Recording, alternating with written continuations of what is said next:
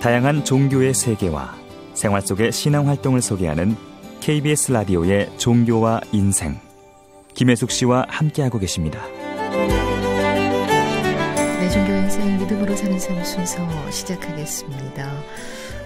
당신을 힘들게 하는 게 무엇인가요? 늘 진심으로 누군가에게 물어줘야 할 필요성을 느끼는 그런 얘기를 담아가는 순서가 되겠습니다. 오늘 역시도요. 바로 우리 주변에 정말 마음이 힘든 분들이 계실 거예요. 정말 힘들게 하는 게 무엇인가요? 제가 좀 들어볼게요 라는 마음을 내야 되겠다, 이런 생각을 하게 합니다. 이분의 얘기를 듣다 보면은요. 자, 오늘도 수녀님 모셨어요. 천주교 서울대교구 한마음 한몸 운동본부 자살예방센터의 센터장이십니다. 손애경 마리잔느 수녀님 나와 계십니다. 어서 오세요, 수녀님. 네, 안녕하세요. 네. 제가 조금 전에 힘들게 하는 게 정말 뭐예요? 내가 좀 들어볼게요. 이렇게 우리 모두가 이 얘기를 해야 될 것 같다라는 말씀을 드려봤습니다. 수녀님이 가장 많이 하시는 표현 아닐까요? 많은 분들 만나 뵙고 처음으로 건네는 그 표현이 가장 힘들 것 같긴 해요. 그렇죠? 자살을 하려고 하시는 분이라든가 혹은 자살을 선택했었는데 미수에 그친 분들, 그분들을 아무래도 이래저래 뵙게 될 텐데 이 첫 마디가 굉장히 중요할 것 같거든요. 들어서는 순간. 수녀님 그거 고민하시지 않을까요? 고민하기보다는 저는 그럴 때 그냥 그분들에게 많이 힘드셨죠. 많이 아프셨죠. 그래도 여기까지 와주셔서 감사합니다. 여기까지 온다 함은 그분들이 극단적인 선택을 하기 전에 한 번 더 기회를 스스로가 가져본다는 뜻인가요? 그렇죠. 아주 힘든 용기를 내신 거죠. 아유, 네. 그게 전 너무 감사한 그렇네요. 거죠. 정말 그렇죠. 네. 그때 저는 그런 분을 뵙게 되면 무슨 얘기부터 꺼내야 될까? 그게 굉장히 막막할 것 같은데 수녀님 잘하시는 것 같아요. 그런 담대함, 글쎄요, 뭐 담대함이라고 표현하기는 조금 뭐합니다만 어쨌든 마음의 평정심을 좀 갖고 있어야 그런 분과 얘기할 수 있을 것 같아요. 함께 막 동화돼서 막 흥분하거나 슬퍼하거나 그러면 안 될 것 같다는 생각을 해보거든요. 적당한 공감도 필요하죠. 네, 진짜 그 사람의 아픔을 공감해주고. 근데 이제 자칫하면 이게 나는 이해가 안 되는데 이해하는 척하는 것도 그냥 이거는 위험할 수 있는 부분들이거든요. 그렇죠. 그래서 그냥 있는 그대로 그 사람이 느끼는 그 사람이 말하는 그런 부분들을 어떤 내 주관적인 판단 없이 그냥 그대로 받아들여주는. 그게 더 필요하지 않을까라는 생각이 들어요. 수녀님이시니까 그분의 말씀을 토대로 마음을 좀 다잡을 때도 많으실 것 같아요. 네. 하느님께서는 이런 부분에 대해서 어떤 말씀 주셨습니까? 이 자살이라는 거 사실 조금 안 좋게 보지 않나요? 종교 쪽에서는. 네, 그렇죠. 그렇죠. 장례미사도 안 간다 뭐 이런 얘기를 제가 맞는 표현인지는 모르겠습니다만은 네. 전에 들었던 것 같기도 해요. 제가 이제 교육을 나가면은 항상 빠지지 않고 하는 내용인데요. 저희 가톨릭 교회에서는 자살은 죄라고 합니다.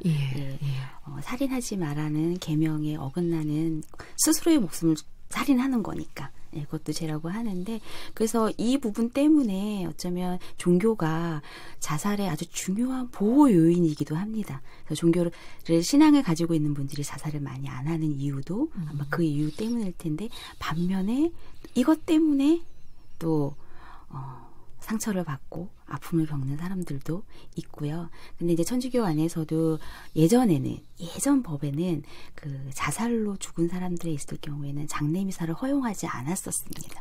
네. 근데 이게 빠졌어요. 그 조항이. 이제는 네네. 그 조항이 빠져서 사목자가 그 어떤 상황에 따라서 장례미사를 드려주고 있거든요. 지금은. 상황에 따라서라 하면 이제 저희 지침 안에는 사목적 배려 안에서 가능한 경우에는 장례미사를 드려준다라고 되어 있습니다. 그러니까 이제 지금 현 시대에는 어떤 우울증이나 그런 부분들로 해서 자살을 선택하는 경우들이 많이 있잖아요. 그러니까 그럴 때는 본인의 스스로의 의지라고 보기보다는 어떤 병리적인 요인으로 인해서 선택했던 것들이기 때문에 그 부분에 있어서는 남은 유가족들을 위하고 또 그 영혼을 위해서 함께 기도해주는 시간은 필요하다고 생각을 하기 때문에 요즘은 장례미사를 들어주는 경우가 많이 있습니다. 그러면 그것을 제외한 다른 원인일 때는요? 그거를 이제 사목자가 그걸 판단을 하는 거죠. 어려우실 것 같은데요. 어렵죠. 네. 굉장히 어려운 부분인데 이 부분을 무조건 제인이니까 장례미사를 드려주지 않아 라는 차원이기보다는 그리고 남아있는 유가족들을 위한 배려도 굉장히 많이 필요한 부분인 것 같아요. 네. 그 자살에 죽은 영혼도 영혼이지만 남아있는 가족들을 위해서 교회가 그들을 위한 배려 차원에서도 미사를 함께 드려주고 함께 기도를 해주는 거는 필요하다고 생각을 하거든요. 그런 의미에서 볼 때 천주교 서울대교구에서 이 자살 예방센터를 만들었다 함은 굉장한 큰 생각을 내셨다라고 말을 할 수도 있을 것 같네요. 그렇죠? 그렇죠. 그러니까 이 부분이 자칫 잘못하면 그러면 자살도 자살해도 되네? 네, 그렇게 생각하시는 여지가 충분히 있어요. 오해하실 수 있는 부분들도 있기 때문에 그래서 이 부분에 대해서 굉장히 신중을 기해서 저도 교육이나 이렇게 이야기를 할 때 하게 되죠. 하지만 조금 더 우리가 자꾸 이렇게 이분법적으로만 생각을 해서 죄다 아니다, 한다 아니다가 아니라 거기에 머무는 것이 아니라 정말 우리가 그거 외에 우리가 보지 못했던 것들을 봐야 하지 않을까라는 생각이 들어요. 정말 누군가가 자살을 했을 때 그 주변에 있는 남아있는 이들에 대한 배려 저는 굉장히 필요한 부분이라고 생각을 하거든요. 그럼요. 절대적인 네네. 부분이라고 생각을 합니다. 외면해서는 안 된다고 생각을 하거든요. 때로는 그 남겨진 사람들이 갖게 되는 어떤 상처 같은 게 평생 가잖아요. 살아있는 동안은 늘 기억이 되니까. 그래서 글쎄요, 뭐 경중을 따질 문제는 결코 아닙니다만은 그래도 살아있는 사람들의 그 지속적인 상처는 더 크지 않을까 하는 생각도 언뜻 스쳐 지나갑니다. 이 천주교 서울대교구 한마음 한몸 운동본부 자살예방센터는 언제 만들어졌어요? 네, 저희 센터가 2010년 3월에 개소를 했습니다. 그때가 처음이었습니까? 네네. 적든 크든 이런 움직임이 있었던 소모임이라든가 뭐 그런 단체는 혹시 없었나요?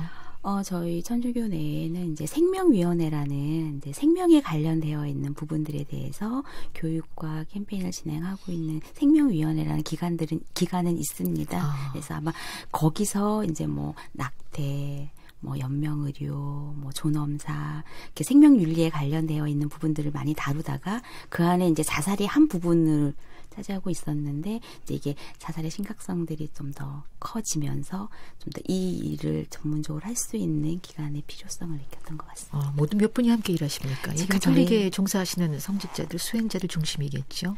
저희 지금 센터 안에는 저희가 저까지 포함해서 4명이 함께 일을 하고 있거든요. 그래서 수도자는 저 1명이고요. 그리고 나머지 3명은 이제 각각 자기 담당의 교육과 상담과 홍보 이렇게 나뉘어져서 이제 일을 하고 있습니다. 저희 센터 안에서는. 그분들은 수녀님이세요? 아니에요. 일반 평신도 분들께서. 네. 그렇구나.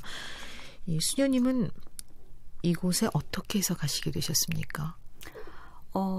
저희는 이제 제가 수도회 소속이 되어 있기 때문에요. 그래서 저희 수도회가 이 자살예방센터에 파견이 되어 있는 상황이었고, 그래서 제가 가기 전에 다른 수녀님이 거기서 일을 하고 있었고, 이제 그 수녀님이 임기를 마치고 가시면서 대신 이제 제가 그 소임을 받아서 가게 된 거죠. 수녀님은 어느 수도회 소속이세요? 네, 저희는 부산이 본원이고요.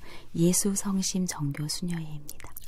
좀 설명을 좀 해주시면 어떨까요? 사실은 저만 해도 이 프로그램 진행하고 있습니다만은 그냥 가톨릭은 신부님 또는 수녀님 이렇게 생각을 하게 되거든요. 그런데 수녀님도 이제 수도회도 각기 다르더라고요. 그렇죠? 수도회도 또 굉장히 많고 그래서 수녀님이 소속한 그 수도회는 어떤 것을 지향하는 수도회인지 그런 것도 좀 알고 싶어지고요. 네. 저희 예수성심 정교 수도회는 이제 저희 수도회의 카리스마가 있어요. 그래서 저희 수도회의 카리스마는 이제 십자가에 못 박히신 예수님의 그 성심에서 흘러 넘치는 이제 물과 피, 그 사랑으로 시대학으로 고통받고 있는 이들을 자비와 연민으로 그들에게 치료의 역할을, 치료제의 역할을 할 수 있도록. 그래서 정말 이 세상에서 고통받고 소외받고 아파하는 이들의 친구? 동반자가 되어주는 그런 성교사의 역할을 하는 게 저희 수도회의 카리스마이고 모토입니다. 본원, 모원이라고 표현들 하시던데 어디입니까? 저희가 모원은 독일이에요. 독일. 예, 독일에서 이제 독일 수녀님들이 1965년도에 이제 부산에서 정착을 하셔서 부산에서 이제 한국 수도회를 시작을 하셨고요. 수녀님들만 배출하는 수도회입니까? 그렇죠. 네, 그래서 저희가 이제 형제 수도회도 있어요. 예수성심 정교 수도회라고 해서 네네. 수도회도 있습니다. 모두 몇 분 소속돼 있습니까? 저희 수녀회에는 지금 한 200여 명 정도. 200분 정도. 전국 각지에 다 흩어져서 네. 나름대로 일들을 열심히 하시고 계시겠어요. 어느 분야의 일에 많은 분들이 가 계십니까? 지금 저희 수도회 같은 경우는 이제 대부분 본당 사목 도와주시고 본당과 그리고 이제 그 사회복지 시설 쪽에 많이 나와 있습니다. 대표적인 거 글쎄 사회복지 시설이라고 지금 말씀 주셨는데 왜 저희가 지나면서 어떤 건물을 보게 되면 사회복지 시설 같은 게 볼 수 있잖아요. 네. 저것은 그 수녀님들 이렇게 느낄 수 있는 곳이 어디 있을까요? 그러게요. 저희가 그렇게 큰 시설은 많이 갖고 있지 않아서 서울 같은 경우에는 저희가 서울에 그 입양 사업을 하고 있는 성가정 입양원이라고 있습니다. 예, 그 입양원과 그리고 미혼모들을 도와주고 있는 이제 미혼모 자립시설인 마음자리라는 곳 그리고 장애 아동들을 돌보고 있는 디딤자리라는 곳이 있고 그리고 요양 노인들을 돌보고 있는 이제 성심의 집이라는 시설을 저희가 서울에서는 운영을 하고 있습니다. 그렇군요. 그 왜 수도회 소속 수사님들의 얘기를 들었던 기억이 납니다. 뭔가 재정적인 게 있어야 되잖아요. 사실 이런 필요한 일을 하기 위해서는 다 그런 게 필요하니까. 그래서 뭔가를 이렇게 만들어서 파는 일도 하시고 등등 그런 일종의 또 주력하는 사업을 갖고 계시더라고요.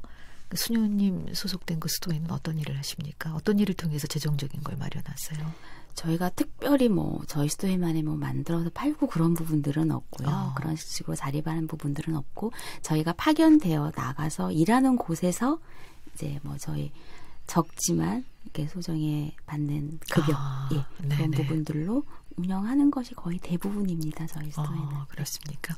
수도회마다 다 비슷비슷하겠지만 또 다른 점도 조금 있겠죠. 그렇죠. 수도회만 성격이 굉장히 그렇죠. 달라요.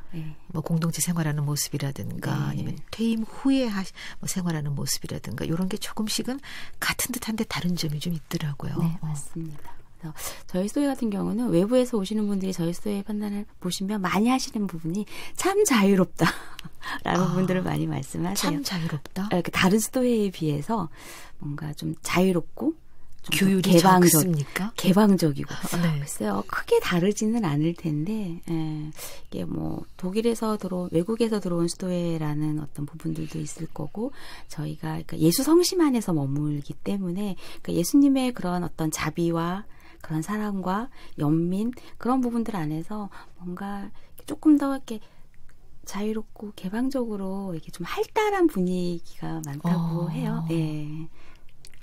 왜 장상 수녀님을 기점으로 해가지고 이렇게 어쨌든 나름 계층이 이루어질 수밖에 없잖아요. 수도에 입회한 순서도 있을 테고 등등 그런 게 어렵고 그렇진 않다라는 뜻도 포함될 수 있을 것 같아요. 자유롭다. 그런 부분들이 없지는 않죠. 있는데 이제 똑같은 그런 어떤 규율과 환경 규칙들 안에서도 내가 어떻게 느끼고 살아가느냐에 따라서 다를 것 같다는 생각이 들어요. 이게 나를 자유롭지 못하게 나를 얽매이는 거야라고 생각하면 굉장히 답답할 수 있겠지만 내가 더 건강하게 살아가는 데 있어서 필요한 것들이라고 생각을 한다면 더 올바른 더 건강하게 소통할 수 있기 위해서 이런 것들이 필요한 과정이라고 생각한다면 충분히 자유로 그 안에서도 충분히 자유로울 수 있을 거라는 생각이 어떻게 듭니다. 받아들이냐의 문제인 것 같네요. 스님 말씀 주시는 거 보니까 굉장히 긍정적으로 받아들이십니다. 하나 배웠습니다. 이 마리잔느라고 하는 이 세례명을 받으셨 건가요? 근데 제가 좀 독특한 것 같고 처음 듣는 것 같기도 해서. 제가 원래 세례를 받을 때는 모니카라는 세례명을 받았고요. 이제 마리잔느는 제가 수도서원 첫 서원을 할 때 수도명으로 받은 거예요. 마리잔느는 드문 성인이죠. 네. 근데 이제 이게 불어명이잖아요. 마리잔느. 사도 요한의 요한 성인의 이제 그 삶을 따르고 싶은 제 안에 어떤 지향이 있어서 그래서 요한을 하고 싶었는데 이제 불어식으로 이제 요한을 발음을 하다 보면 여성명으로 발음하다 보면 잔느가 되고요. 그리고 저희 수도에는 서원을 하게 되면 항상 앞에 마리아를 붙이게 됩니다. 아, 성모 마리아를 따르시는 네. 수도이군요. 그래서 네, 이제 앞에 마리아가 붙고 이제 네네. 잔느가 붙으면서 합성이 되면서 마리잔느가 된 거예요. 세례명과 수도명이 다른 거구나. 오늘 또 한번 새로운 걸 알게 됩니다. 이래서 모시고 얘기하는 순간이 참 즐거운 것 같기도 해요. 오늘 얘기는 여기까지만 담고요. 내일 또 다시 모실게요. 수녀님 고맙습니다. 네, 감사합니다. 네. 자, 믿음으로 사는 삶 오늘도요. 천주교 서울대교구의 그 자살예방센터에 계십니다. 센터장이신데요. 손애경 마리잔느 수녀님 모시고 함께했습니다. 사랑하는 그대에게 유심초의 노래입니다. 종교와 인생이었습니다. 고맙습니다.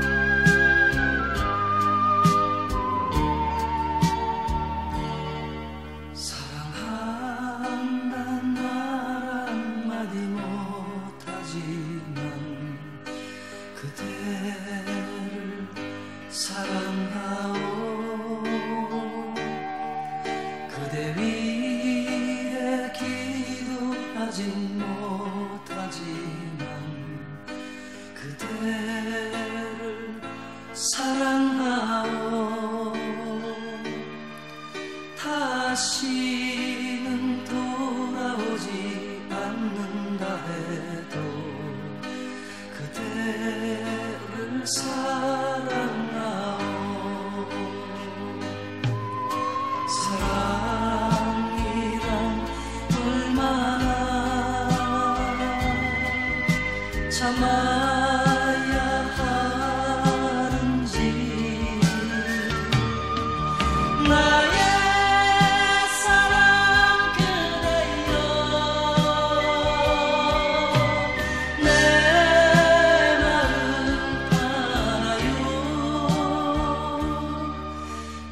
속을 파고드는 그리움이 눈물 되어 흘러도 내 모습 그대에게 비춰져도 그대를 사랑하오.